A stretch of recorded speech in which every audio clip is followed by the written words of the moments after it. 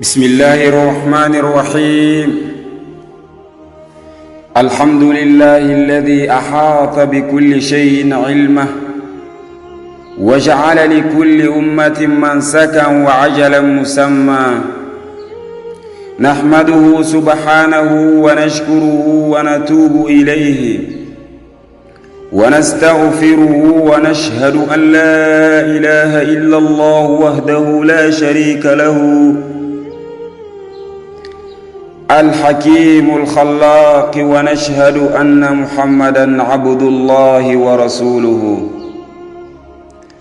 اللهم صل وسلم على عبدك ورسولك محمد وعلى آله وأصحابه صلاة وسلاما دائما إلى يوم التلاق. أما بعد، فيا عباد الله، السلام عليكم ورحمة الله وبركاته ومغفرته ورضوانه. أودوانا فارندنا سونين كان قنه adi kadum kondi sahaba nindo tabi'ina nindo salaf salihini aro sere wo serege tokkero farin killen bane batte saranun kenno honga kharam mo honin kenno honga ser surun cukof manton kenno ho kharallom mun cukof manten kenno honga ila qiyamis sa'a malla gandagi dunangirndi ko tabe. ahbabi fillah، موضوعنا اليوم يكون عن نهي عن الزنا وقطوراتها، ونسأل الله تعالى التوفيق. ولكن مثلا نيانا جيني ينقبارو ما حكبان بيجيرو جيني ينبتي أرو مسيبوني بيني غارو جيني ينبتي أرو الحالة برو بيني غارو جيني ينبتي جلي دونا فينا كتل آخر غاريني باونو ماري منا تغوتي جيني ينيا سانغو فونغو كاني نغو جيني ينيا سانغو فونغو دبون نغو إرمغان باونو نيني مغان ناتي دو نيني وقاتي نيجر دانجي نانتي سرنغم سانجي لم ناخو أغانا خور والين سانغا إرغاري كو لنكي إرغاري كو خمبني باونو ناتغوتي قرآن كم مكين كو مدنغا ناتغوتي فارن علي سنغا صلى الله عليه وسلم إركني غامورا غاني غاراني أي جلي حديث دبانا بي موغرا خركت كاني وسوغر مغدومي وناجو باتي الله آيسنونا سرسو حق لغانا maka seresu anga ko sorom mo nga ahbabi angana ku digamu mugu anganta mbak jeyni nga. qala ta'ala fi alqur'ani wala taqrabu az-zina innahu kana fahishatan wa sa'a sabila. wa qala ta'ala ولا تقربوا الفواحش ما ظهر منها وما بطن. وقال تعالى الزانية والزاني فاجلدوا كل واحد منهما 100 جلدة ولا تأخذكم بهما رأفة في دين الله إن كنتم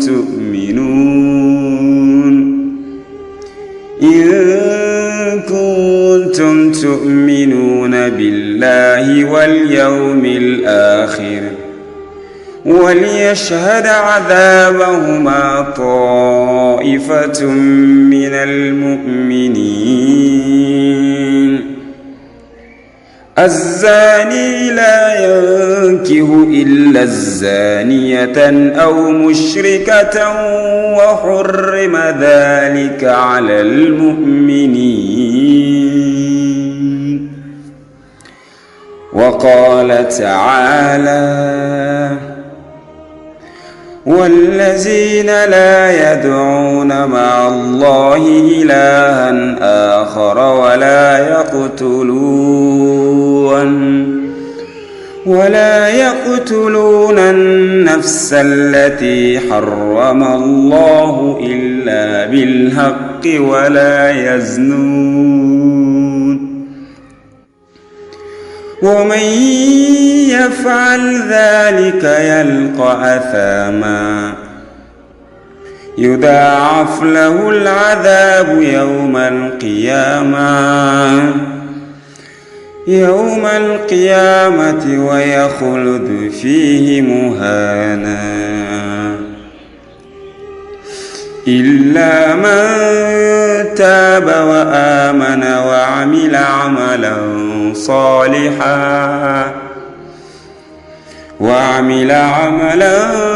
صالحا فأولئك يبدل الله سيئاتهم حسنات وكان الله غفورا رحيما. طيب إخواني وأخواتي ولا يخرى كل أغنى يوغا كورنتو تون كما والله الذي أو تنبك جينينا أحبابي سرمبو جبن مولنا بوني نينغرا إنا نياخو سرسرم مغو ولكن أغنى جاتل لغا غنا سيرو إنا فوكو نندا إنا أنيا مني كندو يوخا ونا تندنغ كميسون دندانو دالا دونا كميسون دندانو بي igati nandanga boni intanta nyi kundua una tandanga kundalla duna Allah kenya ko farenda ti mingeran kisimison dindaronga wali hada an qagaru farinya batte mallageran kisimison dindano ihwani wa akhawati ora yemelenki ma burugan khallaiga insha Allah na to ko ti jeni en foya asanko ko fonin noho nga ti digamu ti gollu ti fayindu ti dagarakhu ogana alla ayun no kompayi kemenen toranga wala taqrabu zina ke fagiri digamu kubeno genyimu ka fagiri garanti ati khamaga tinto jeni na tokoti jeni nikilleya ati seresugi tintei mangarano honga mangasaga gollende berne ati kille monode aganya jeni en kille mare mina tokoti alino khorwa na tokoti iti serentu wini simmene iti serentu wini khorno wayang wini simmene angana simme anger gollu bure kebe nya wande saheni yen wande gidanya kharunya ni mare me wande saheni yen wande gidanya kharunya ni wande bayini yen wali hadha wande mameni yen wande ma khorene qani Allah getandanga magatinte bomnyani antinte taketi kharam mo koninti fubi ga jeni kama magatinto kenya aya garim payindo bawno soro woni khadammanti ya kembal adaga ko buru kengen ko bal ndegeyo sersire de gro fetku kengen ko concerni kengen ko dimmundingirani kwa faga ankli kati jeni ngolle bawno na tokoti angana daga ko dingiraniya ngana mu ki meni ngeri fayindi ata kempa india faga sikanna ya khare gori anna jarbi da batte mangeda tirna to honga mangera ni mero mutama khanga mahagir rendez-vous mutu ke rendez-vous jeni na roke no honga khana mahagdaga hagi jeni kenkama an kharu kebe ga jeni ni kuno tandanga wande sakhen makempe igana nyanga ngant gemme hadise ngirin kanya garin kentundo ya andana jeni ahbabi ken jeni no ko nganyon kinga bugantel manne ko Allah la kenyen cigi Allah geti bom nyen sersu makatinte awandi fillasu andu fanasu andi fillana jeni kenda golle bonon nenen denyani ker ko nanti nenen den ayum pager tuyindo ya nanti nenen den bom nyen tan Allah geti makatinte kattu garin ay kuttu ku feseringa faringa risogo yere sallallahu alaihi wasallam Muaz bin Jabal hadisenga radiyallahu ta'ala anhu keni nyimme kuniyanya ati farinja bi kisiro ne magadanga لا تزول قدم عبد يوم القيامة حتى يسأل عن 4 خصال. الأولى عن عمره فيما أفناه، وعن شبابه فيما أبلغه. حديثك جيلان ونخمبتك في سيرني في اللي لا هركوتات السر كومنت جيلي ما هو جوفين بالله لا هركوتات فيني نخاتينو مالا غير سير سوترنكونا. إخواني انتبهوا يرترين كسيري كويتا يريني مالا غير ترندي سبحانه وتعالى كن ترندي دي خماري مفيني في اللي أندا إما ريبونس للناسيرو أجني جواب للناقم كات الله يلا غنا ترندي كيبه أنجابين دي مغن ناسيرو كات الله ينكيس ما أنجابين مغن نابونو أنا رجع يمبينا ولي أعيذ بالله الله غنو كيس كينا أتمنى جدا ترندي يا أحبابي Allah nantirni anka ki wisu kita nume sile su anda supase manne kama yala anda supase jeni nya kama ba yala anda supase reje nya kama ba yala anda supase fibru faye nya kama ba yala anda supase krotinde nya kama ba yala anda supase bidangu ma ko nya kama ikhwani khadire tirin kasiri كيف كتريني ني اندو الله نخا كي وجوني سينيبي ما كي كومسي مادري ما كي كيمي سينيبي ما كي تندومي سينيبي نجي كي كينغا انكار كي باسي مانيكام سروغوني فاير انتان هار سورة الفاتحة رانتا كونغاندا خوم خوم بي الله غير كونغورا قرآن انغا فين تاونو كين كامانا فين تكلون دي عمر بن الخطاب تي حاسبوا انفسكم قبل ان تحاسبوا خاردو كروسي جل دونا خاردو خنين كني جل دونا كاتيغارن خا خنين كني لا خرا كين كروسي دانغي تو كيبه غنيا الله خكين ان بيغنين بتخنيا انكي تونيان شيدن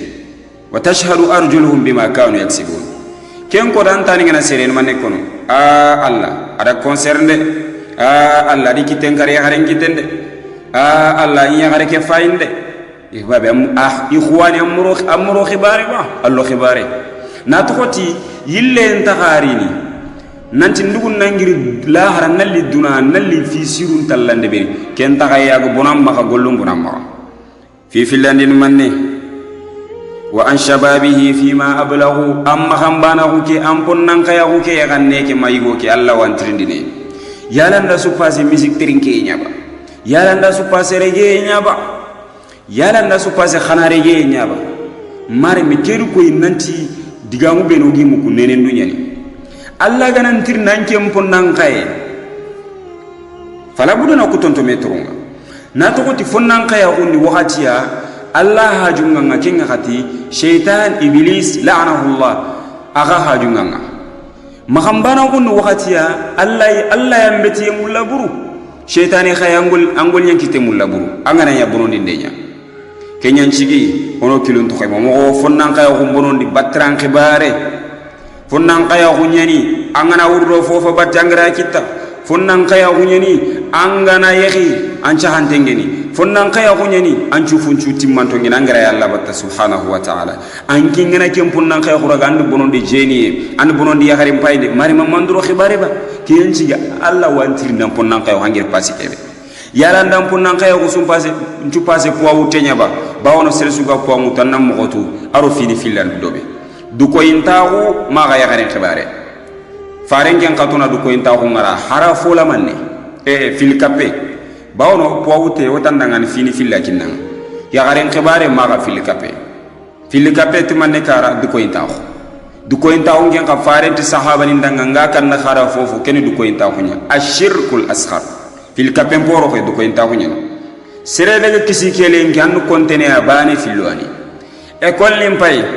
bire so diga mun xibare nga sella gane école khairi ngaye atoran kampu nga khairi koy asugo mu ken kama bawna école mero xaram do fo go fet kafira ko ma banam ngode afo fanan man kuñi ndo gona nyirono onti salamu kono salamu ken ka salama ko kuñi de nyani asabatu qur'ani no ko garan kane mo be fi filani ngeen kebe ido nene o yira mun karanga Allah ge faare ngeri ya harun langa khibare be nanti ya harun ni mo hontu tashabbuhun karanga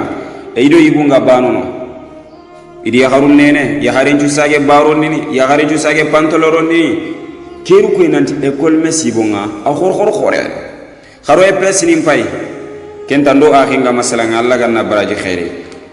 ar fonne école ngasiri at EPS ni fofonte Allah konna ko falle ya kharendo yigo Allah fare meto maka khoti meno khonga o maka nya khami meno khonga awa EPS ni khonga yigo nga kebe de berni ya khareni kenya de berna ankane nya hinga ya kharengi jimme al khalan dambe ga su de berni mari manen ke jeni ya fayke bawnan kem pagira nya khero ke ya kharemene ke kharenga ku bende bernan kane ke anga mamu la nya hinga bakara batte amna ni biro mutu numero ke falle manene ona menyi rekhego kemme ni yeno nga manen no nga jeni ibe yonki ngana bukinga ikhwaran man nekuna lada alla ni jeni niya anga tan sako kella gana anga ken kono alla danga subhanahu wa ta'ala yo khanna alla jabil digamen kenyari mangir digame kita ko anga alla jabidi subhanahu wa ta'ala ken jabinde ananya ngandanga khairi ananya ngandanga bone alla ganna o jabindu noni la harakota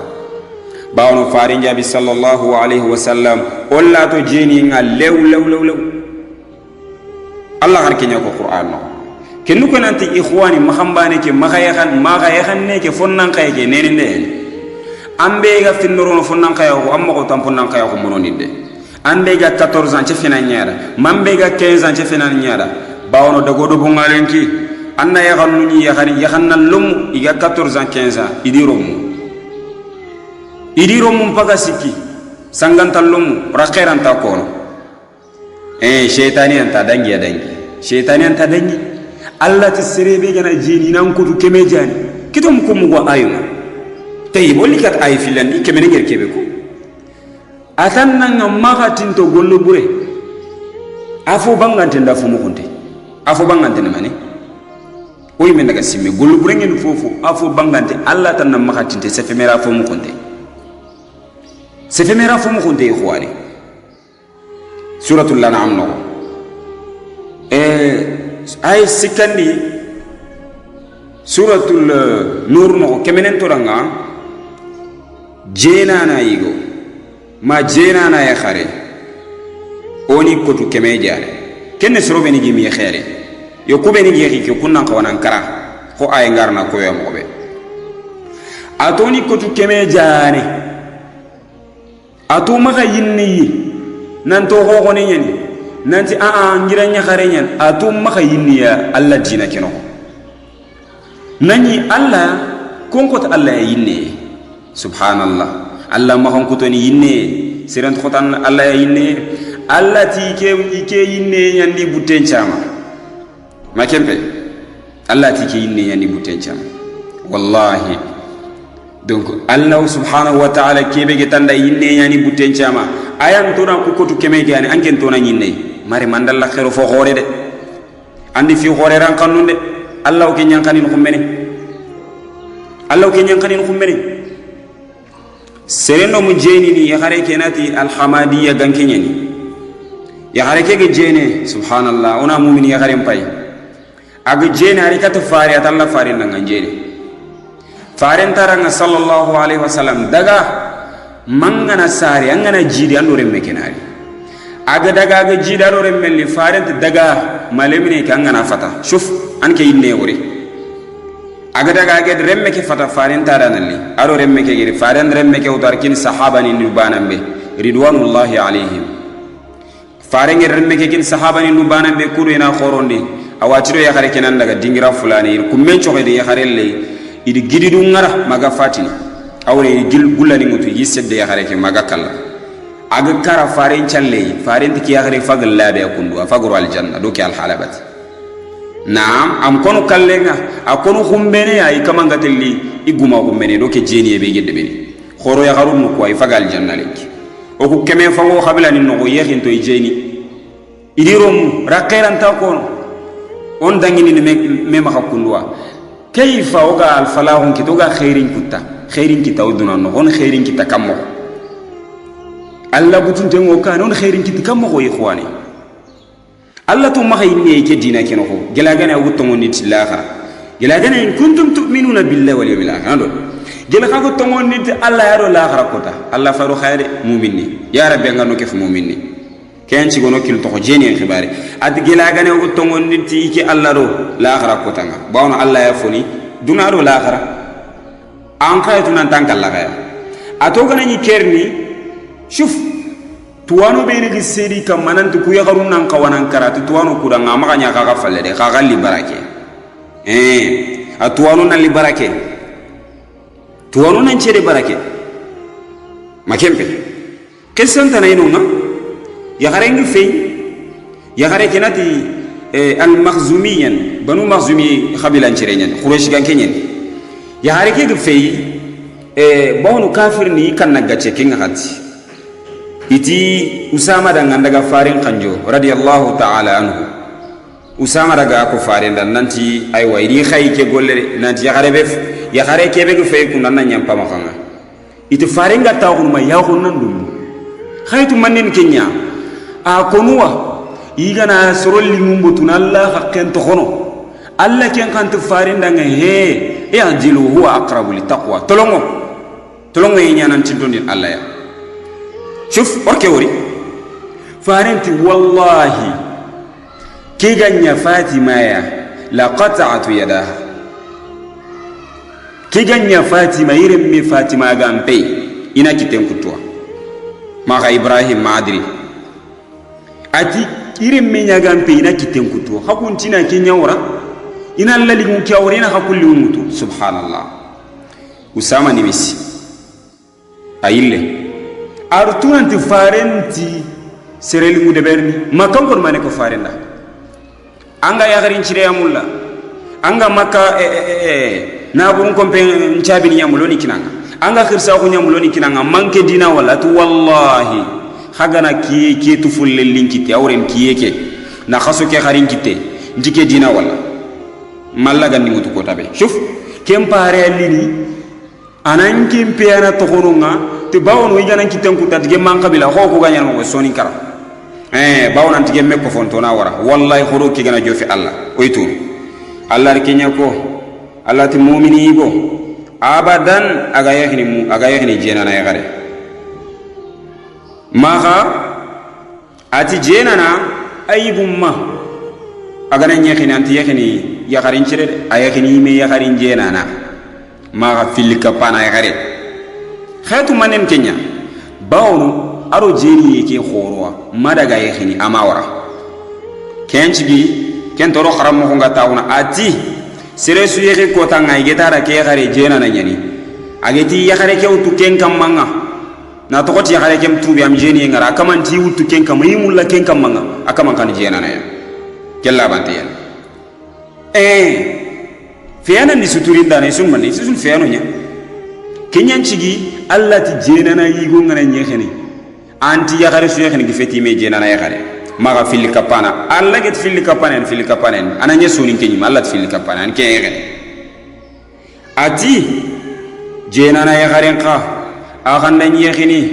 anti yexeni yigu siremene aga yexeni me yigu jena na subhanallah khar kemene wara gir fini ni muntax me mokobe agan da yexeni yagare ka ayexeni me jena na yigo Allah tinike ngaramu mu'mini ti yexeni jena na abada ke mu'mini ko tiyana yigwa akotiyana yakhare Allah ti yirke ngarami mu'mini ken daga nyaki jena na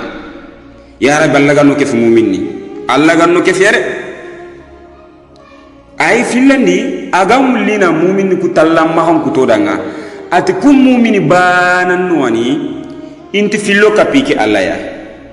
awrenni inti muno batta Allah dali kembane fe inti yonki khabagandi ni yonki be bagandi ngem dagi danga bawno yonki ni ngi kumbagandi ndenda goda kha sereranta de berni yona khono sunno mo ngalinki serebe ge islama ko ni sunna bawno ganat islama ko an sunna angere islami angere sunna ni njam wonan kawanan kire irte di yanke bawno Allah medali faman yartadid minkum an dinihi fayamut wa huwa kafir serebe gana jambe sunna anyi sunna wan jambe andaga dinantana Allah to nan kiriya bawana ngana kara kafira hon kamanya rege wemme atangana kharamo kon tangana fonko ni farendo kebe gir kafir yana kenu ko nanti o foge be fi gebe khoni ni farenda giri ono mo kon to maganya kafir ni Allah ga mulina kumumini tallam hankoto at kumumini ti fillo kapike Allah ya kumumini ti yonki subagandi yonki be bagandi ngem dagi danga subhanallah Allah dali kumu minni inti jeni wala yaznun abadan awri inti tawni ga jeni shuf bawno sere sugaye mangiri for ko tangat khawana wori yu khat kumu minni tahammin tawrina buni nyawri abadan Allah dali waman yaf'al dhalika yalqa athama andor kendu ko inanti sere sugana jeni ma sere sugana fil kape gole de ber Allah tan jurumu khore ne berde an jurumu khore ne berde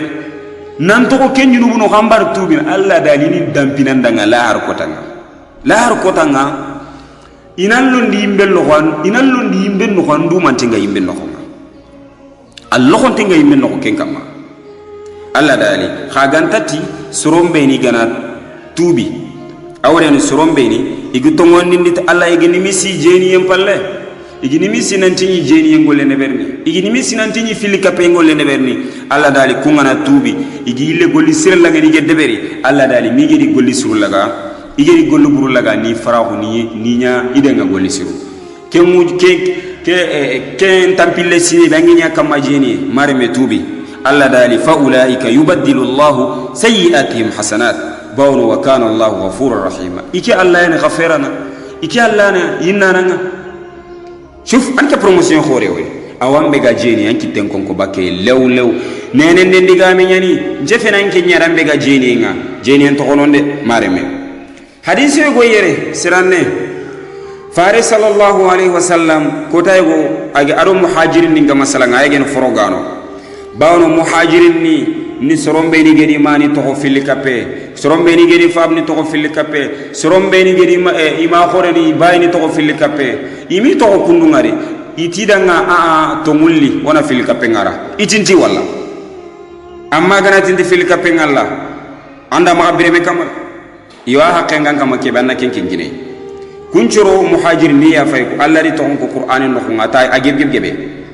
ko masalan Allah giti والسابقون الأولون من المهاجرين سبحان الله ساوان شاوانو فنو أرو مهاجرين والذين اتبعوا أنفهم والمهاجرين في سبيل الله إلى آخر الآية سورة التوبة نقوم نعم كمن باغي فارم باغي ني مثلا ني واكو مودا كوندو غامولي ني مثلا ني واكو مودا ونو كيلو تو خيمه ديغامو فايكو digamu konun tongini farenti ya ma'shar al-muhajirin hisalu khamsin idha btulitum bihinna wa a'udhu billahi an tudrikuhunna wallahi ati forogano jama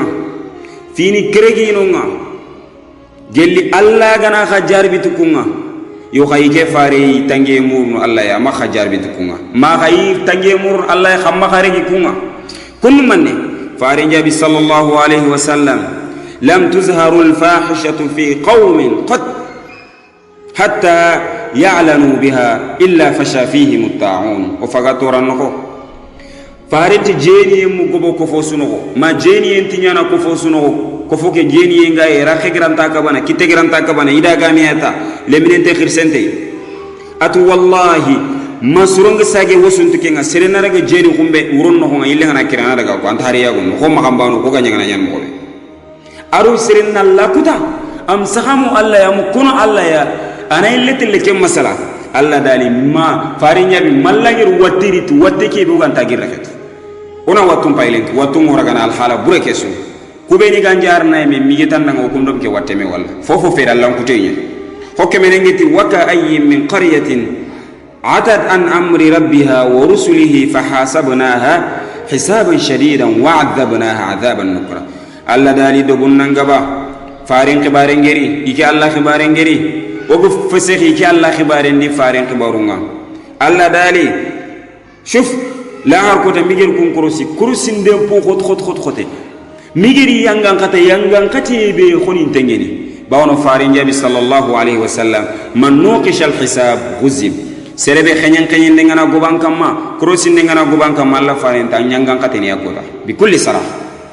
ya rabbi Allah ganna krosin no no danga Allah har kotanga ono kinto keno kutasiri krosin ngo bo serebe kama mannen ci ganga daga balki mannen ci ganga daga ko honno sogo nyakhani mannen ci ganga dan kitello ki yakare kite awa anyanga katina ya rabbi Allah ganna krosin no ndi odanga